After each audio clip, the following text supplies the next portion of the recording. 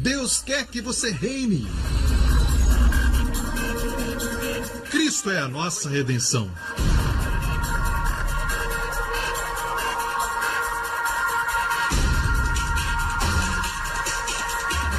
Deus é justo e faz o pecador justo.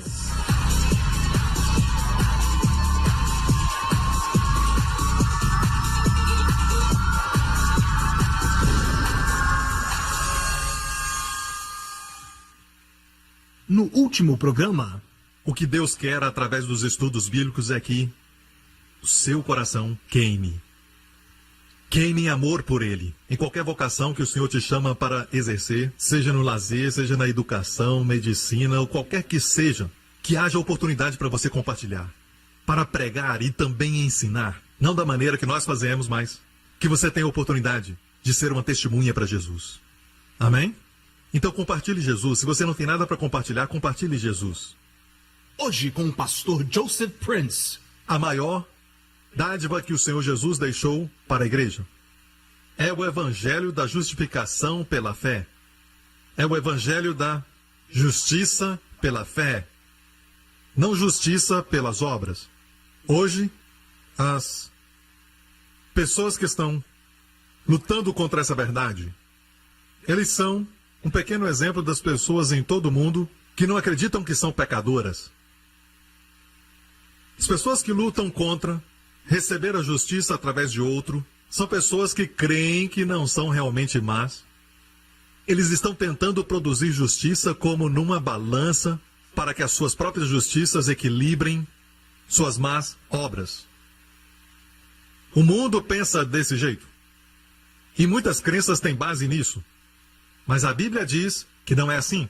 No final, Deus não vai julgar as pessoas baseado no fato de terem aceitado a Jesus ou não. É lógico que envolve isso, e eu vou falar por que envolve isso. A Bíblia diz que todos os homens serão julgados por causa das suas obras. Qual a sua obra? Os 10 mandamentos? Ok, então eu vou julgar baseado nisso. Tenha certeza que no final da sua vida você cumpriu todos os 10? Por dentro e por fora? Qual é a sua base? Eu vivi no mais alto padrão da minha consciência. Então sua consciência é o seu guia? Sim. No final da sua vida vai ser julgado por sua consciência. Tenha certeza, quer seja pela lei ou pela consciência, que você viva sem cometer um erro. Sabe qual é a resposta? Todo mundo erra. Todos falham. Até sua própria consciência falha. Por isso, há uma necessidade de um Salvador. É o que eu estou dizendo. Então a rejeição do Salvador é o que leva as pessoas ao inferno. Mas não era como se os homens estavam indo bem e Jesus veio e disse: aceite a mim ou então vá para o inferno. Não foi assim. O homem já estava tentando o seu melhor, certo? Mas no seu melhor ele não sabia que o melhor de uma formiga não é o melhor de um homem. Quantos entendem isso? A formiga pode fazer seu melhor e o seu melhor não vai ser o suficiente. E assim julgamos uns aos outros. E falamos assim: eu não entendo como aquele homem bom pode sofrer isso. Vamos falar sobre isso e alguns podem ficar irados, certo? Mas precisamos falar dessas coisas. Eu não vou mencionar nomes, mas nós falamos como que aquele bom homem pode sofrer essas coisas, aquela boa mulher pode sofrer aquilo, pode sofrer isso. Veja, o que nós definimos como bom é exterior. Nós não vemos o interior. Nós podemos ver algumas pessoas fazendo a obra cristã, mas nós não vemos os motivos por fazerem essa obra. Nem todo mundo que faz a obra tem os melhores motivos para a glória de Jesus. Alguns fazem por suas razões pessoais, ou por afirmação própria, ou sentimento de segurança própria. Alguns fazem porque sentem que Deus vai se agradar deles. São obras mortas. Deus vai lembrar disso e não vai puni-los. E por isso eles usam as suas boas obras no lugar de Jesus como Salvador. E ainda aqueles que fazem por dinheiro, eles acham que o ministério é uma maneira de fazer dinheiro. Mas deixe-me falar isso primeiro. Deus não é contra o dinheiro. Se você segue o Senhor, o dinheiro vai te seguir. Se você fizer o seu melhor, vai vir dinheiro daqui, vai vir dinheiro de lá, vai vir dinheiro de todas as direções, vai vir dinheiro de todos os lados. Essa é a vida de um homem abençoado. Mas alguns não pensam assim, e eles fazem de tudo para ganhar dinheiro. E eles fazem tudo por dinheiro. Dinheiro não é tudo, gente. Jesus é. Está me ouvindo? Então, Alguns perguntam, como pode alguém que é um bom homem, ou aquela mulher que é uma boa mulher e sofre com isso e com aquilo? Estamos nos colocando numa posição de julgar a Deus, definindo pelos nossos padrões o que é bom, o que faz um homem bom e o que faz uma mulher boa. Está me ouvindo? Nós vemos o homem trabalhar com as crianças. Falamos que ele é bom, aparenta bondade, ele soa bem, ele fala bem. 20 anos depois, muitos deles vêm e agora adultos falam que foram abusados. Nós não sabemos, Deus sabe. Eu não falei todo mundo, eu não falei isso, então não torça as minhas palavras e perca o seu tempo, ok? Eu falei que tem casos como esse, você lê isso. Você sabe, já leu isso. Amém? Então, só Deus pode julgar. Então, quando falamos aquele homem é bom, qual a definição de bom? Quando aquele jovem veio diante de Jesus, o jovem rico, dizendo, bom mestre, o Senhor o parou. Quem é bom? Por que me chamas bom? Pastor, por que o Senhor Jesus falou isso? Porque ele sabia da hipocrisia desse jovem rico. Ele sabia que aquele jovem não o via como Deus. Se ele tivesse visto Jesus como Deus, ele abriria mão de suas riquezas e o seguiria. Jesus perguntou, por que me chamas bom? Você está me bajulando? Ou porque sabe que não existe ninguém bom senão Deus? Então está me chamando de Deus? Então, antes de bajular Jesus, pense duas vezes. Não tente bajular Jesus para ele ter boa opinião de você, como na época quando ele andou na terra. E você não pode falar nada mal dele para ter uma má opinião de você. Ele não pode ser afetado pelas palavras de homens, como muitos de nós somos. Ele vai amá-lo, mas não pode ser bajulado. Ele vai te amar, mas não pode ser rejeitado por você. E quando ele foi rejeitado, ele foi para outra cidade. Certo? Ele não vai pensar mal de você e jogar uma maldição em você. Amém? Ao menos que esse ministério vai influenciar muitas pessoas. Então, o meu aviso para as pessoas que têm influência sobre outras pessoas, você corre perigo se não fizer o certo. Amém? Deus permite que aqueles que pregam outro evangelho do que o da justificação pela fé, que é o verdadeiro, e se alguém prega outro evangelho, por que deve haver dupla maldição? Gálatas 1. Então Deus, por quê? Deixa eles para lá, por que dá dupla maldição? Deus respondeu, porque eu amo o meu povo. Se não houver maldição neste ministério, ele vai continuar pregando, então o dinheiro vai entrar, ele vai ter mais recursos para pregar heresia, então ele cresce, cresce, cresce, e Deus diz não, a maldição vai parar tudo na sua vida. Então pense duas vezes, antes de começar a pregar o Evangelho de Jesus Cristo. E pense 3 vezes antes de atacar o ministério que é de Deus, que prega a justiça pela fé, que é o Evangelho verdadeiro. Tendo dito isto, vamos para Romanos 10, versículo 9 e 10, que diz, se confessares com a tua boca Jesus como Senhor e em teu coração creres que Deus ressuscitou dentre os mortos, serás salvo. É assim que somos salvos, nós acreditamos no nosso coração e confessamos com a boca que Jesus é o Senhor. Mas há muito mais do que confessar Jesus é o Senhor. Tem que entender, Jesus é o Senhor de quê? O Senhor é o Senhor Shalom, minha paz, Senhor Sidequeno, minha justiça, certo? Senhor Nissi, minha bandeira, meu estandarte. Pois com o coração se crê para quê? Justiça. Tempos atrás eles ensinavam justiça assim. No momento que você crê em Jesus, no momento que o confessa como Senhor, você é justo. Não é necessário passar por um processo de justiça, você é justo. Ainda que as suas ações não sejam perfeitas. Suas ações e pensamentos ainda não vão ser perfeitos. Mas em termos de aparecer no juízo perante Deus no céu, Deus, o juiz do céu, já pronunciou você justo. Qual é a diferença entre perdão e justiça? Perdão e justificação. Quando você é acusado, você vai a uma corte e tem acusações contra você. Acusações. Certo? Essas acusações são reais.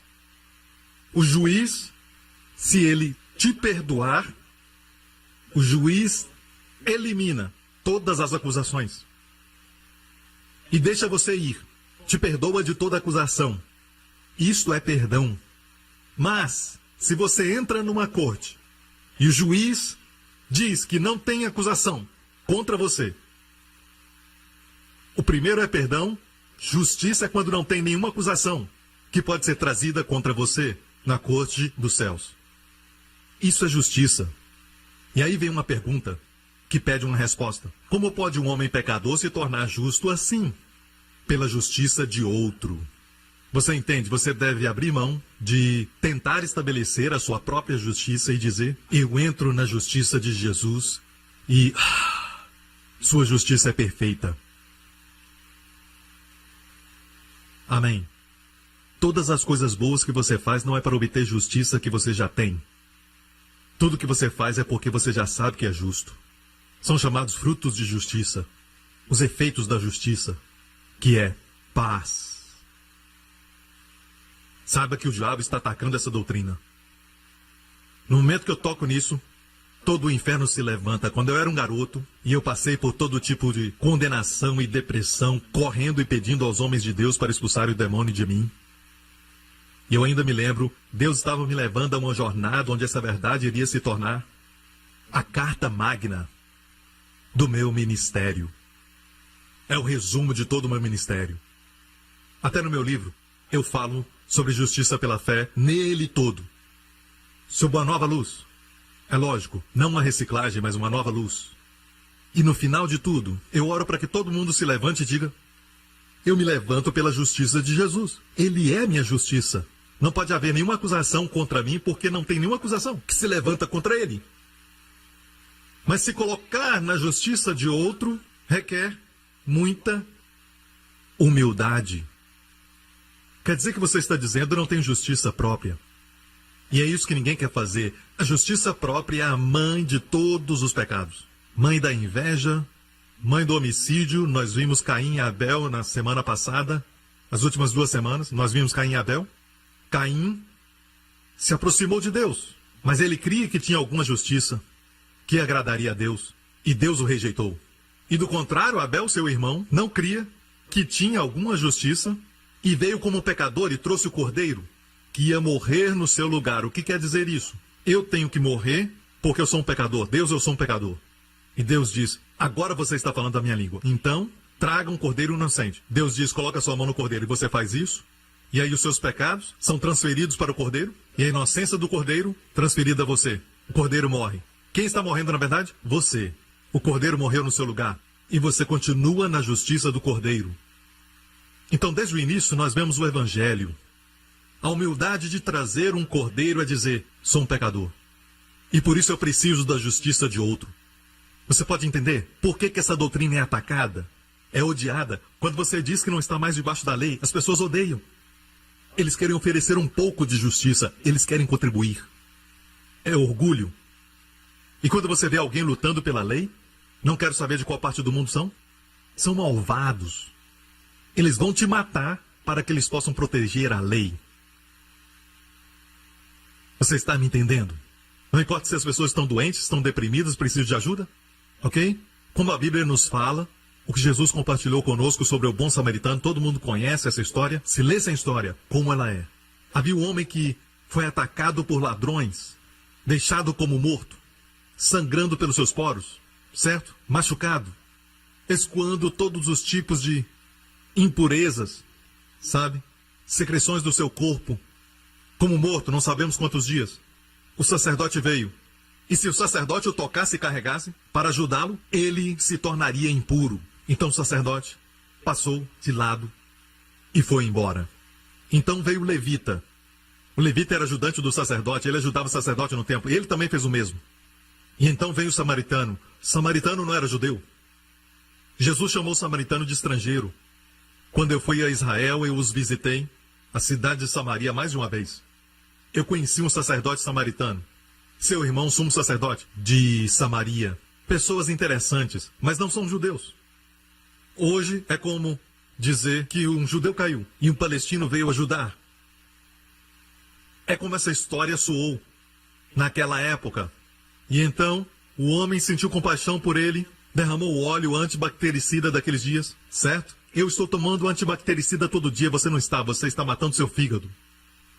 Não venha com essa desculpa, porque eles usavam do lado de fora, certo? Então, como antibactericida, ele colocou o vinho e o óleo, tudo isso para ajudar a curar a infecção, o colocou no seu cavalo, ou jumento, amém? Ou seja, você toma o meu lugar.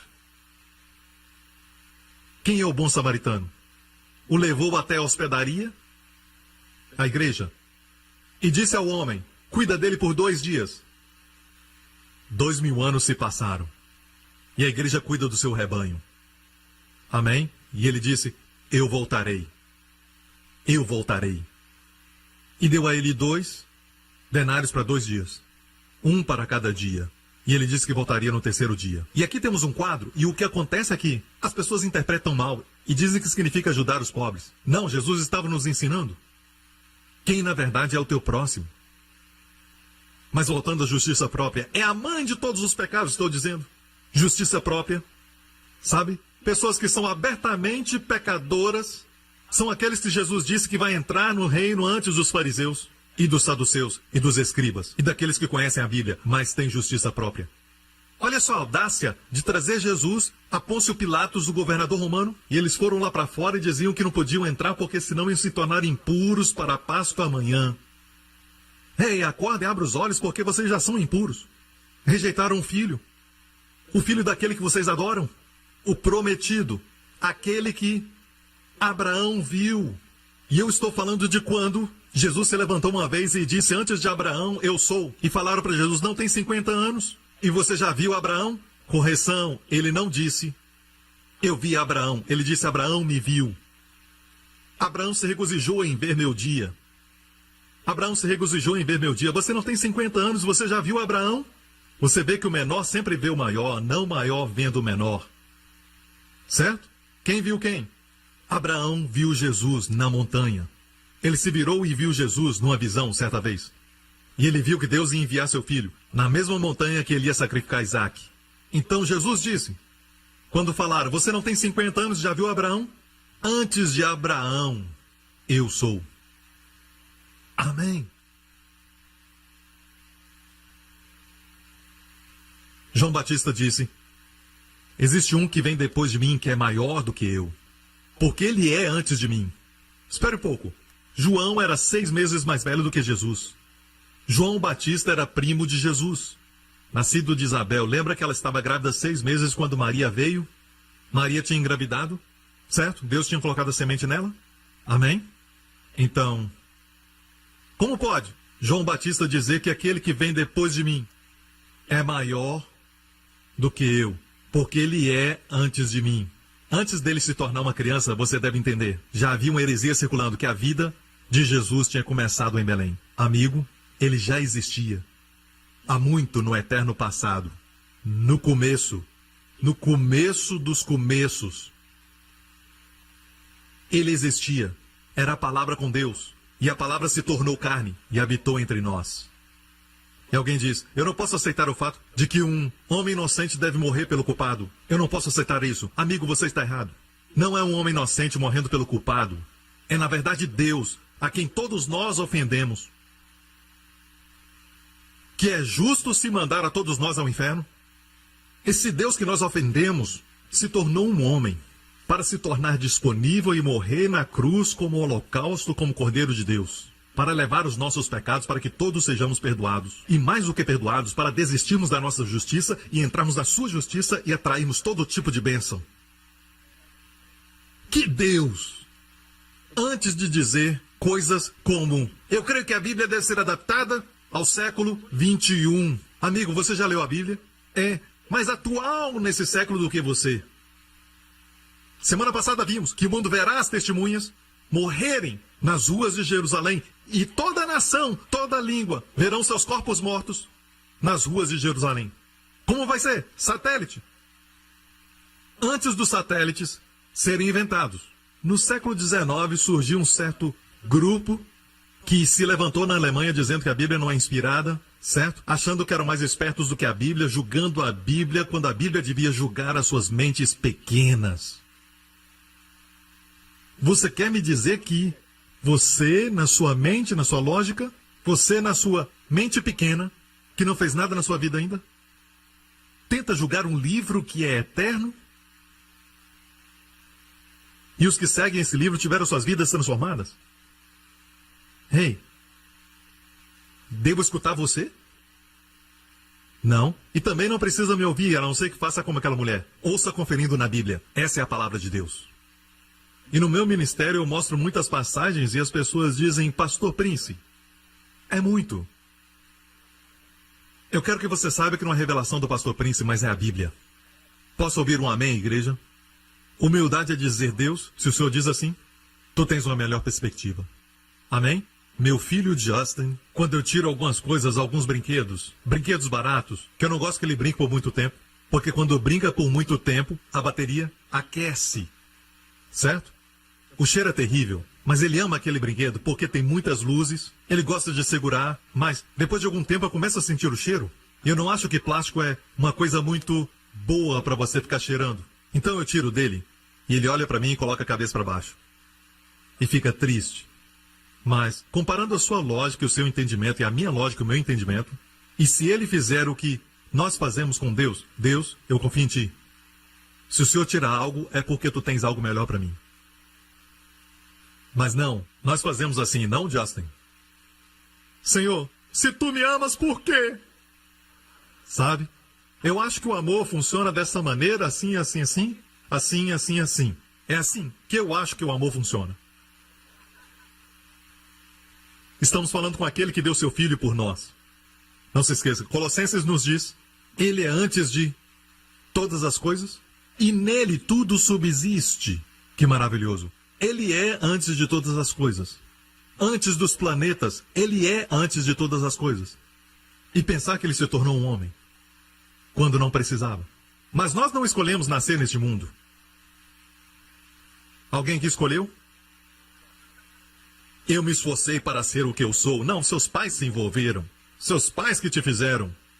Eu quero que você saiba que eu não dependo de ninguém. Eu me lembro quando eu era um esperma, nadando. Amigo, você estaria nadando até agora, porque não haveria óvulo. Eu devo dizer que você é um campeão porque haviam bilhões como você. Mas você conseguiu chegar. Você é um campeão olímpico antes mesmo de nascer.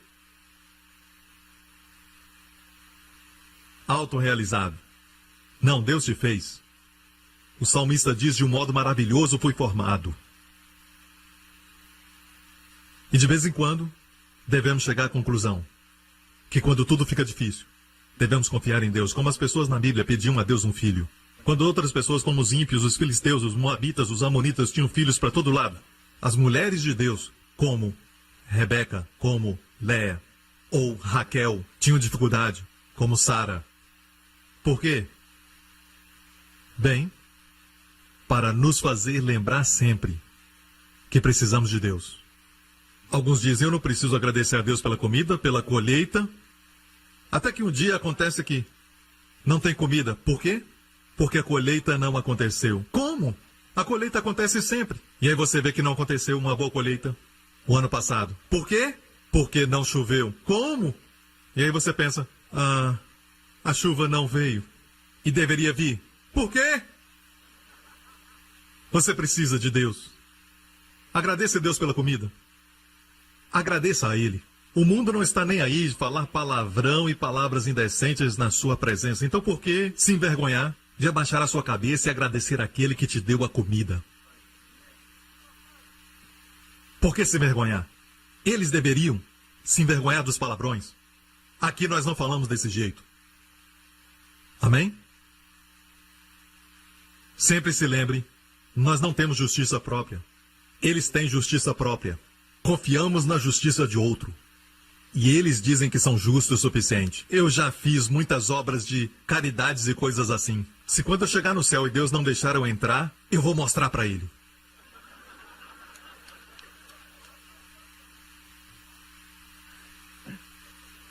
Isaías diz que todas as nossas obras são como uma gota num balde.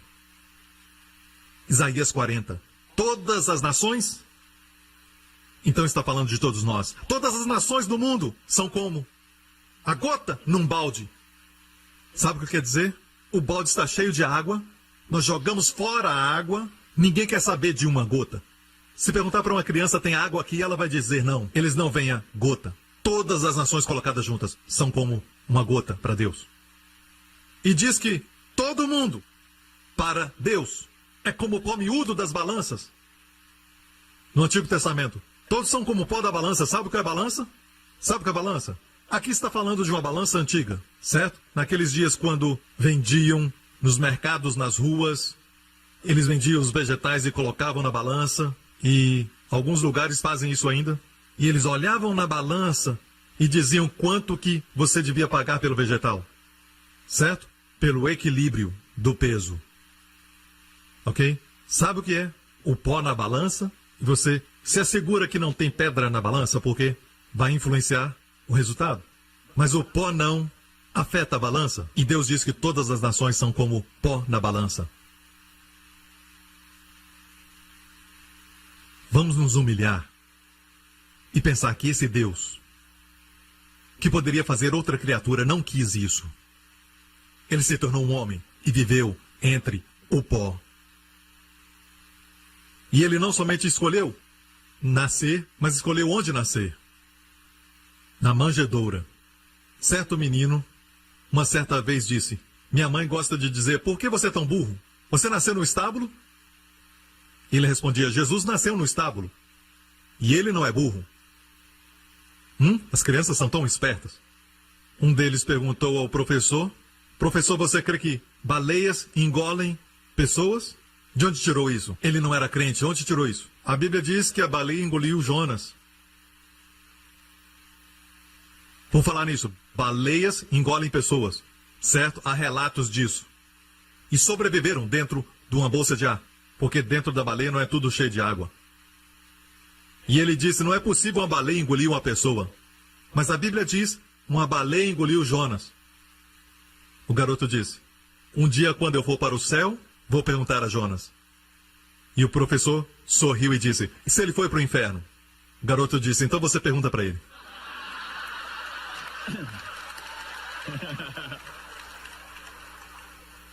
Todas as nações são como gota num balde dos lábios dos pequeninos, amém? No próximo programa. Eu já vi pessoas, certo? Quando sabem que são justos em Cristo, são muito humildes e às vezes suas faces brilham. Ficam radiantes. Às vezes reconheço cristãos antes mesmo de saber que são cristãos pelas suas faces radiantes. Uma coisa que o Wendy me fala quando nós encontramos pessoas no shopping ou na praça de alimentação. Uma das coisas que ela sempre me fala, olha a face deles. A face do nosso povo brilha e eles nem sabem. Amém. Obrigado por sintonizar no programa de hoje. Esperamos que tenha sido uma bênção para a sua vida. Para mais informações sobre o programa da Igreja New Creation, acesse o site ncctv.org.sg. Lá você poderá se inscrever para receber um devocional diário do pastor Joseph Prince. Seja incentivado e fortalecido todos os dias e saiba o quanto Deus lhe ama através desses devocionais. Acreditamos que seu dízimo pertence à igreja que você frequenta e oramos para que você seja grandemente abençoado, altamente favorecido e profundamente amado.